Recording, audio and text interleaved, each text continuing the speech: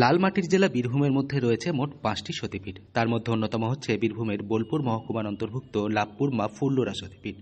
পুরাণে বর্ণিত রয়েছে লাভপুরের এই স্থানে মা সতীর নিচের ঠোঁট পড়েছিল, সেই থেকে এখানকার নাম ফুল্লরা। অন্তত এমনটাই বিশ্বাস করেন ভক্তরা।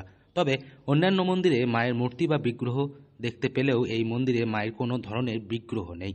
একটি কৃমাকৃতির শিলাখণ্ড দেবী রূপে পূজিত হয়ে আসছে। মন্দিরের গর্ভগৃহের সামনেই রয়েছে একটি বিরাট পুকুর। এই সতীপীঠ ফুল্লরা দেবীর মন্দির প্রথম প্রতিষ্ঠা করেছিলেন কৃষ্ণানন্দ গিরি। ইতিহাস ঘাটলে জানতে পারবেন এক সময়ে মন্দিরের চূড়ায় স্বর্ণ কলস শোভা পেত।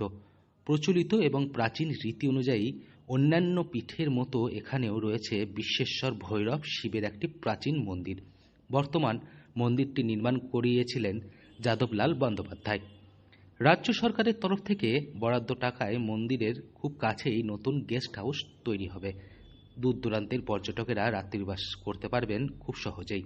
তার সামনে পুজো সামগ্রীর মোট 8টি দোকানঘর নির্মাণ করা হবে, যেগুলি ভাড়া দেওয়া হবে স্থানীয় মানুষদের মধ্যে।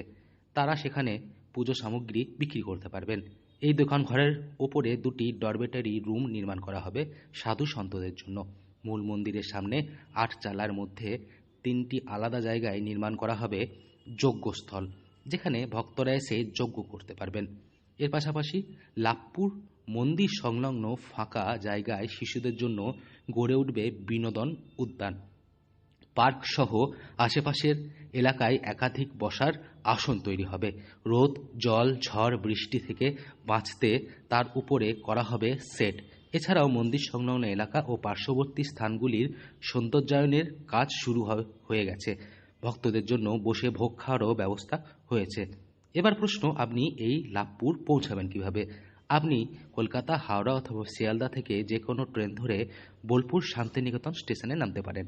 সেখান থেকে খুব সহজেই আপনি যে কোনো ধরনের গাড়ি ভাড়া করে এই লাভপুর ফুল্লরা মন্দির পৌঁছে যেতে পারবেন। সুন্দর প্রাকৃতিক পরিবেশ এবং গাছগাছালির মাঝে আপনি আপনার পরিবার পরিজনদের নিয়ে মায়ের কাছে নিজের মনস্কামনা জানাতে পারবেন এবং চাইলে দুপুরের ভোগ খাওয়ার ব্যবস্থাও আপনি মন্দির থেকেই করে নিতে পারেন। বীরভূম থেকে সৌভিক রায়ের রিপোর্ট, লোকাল 18 বাংলা।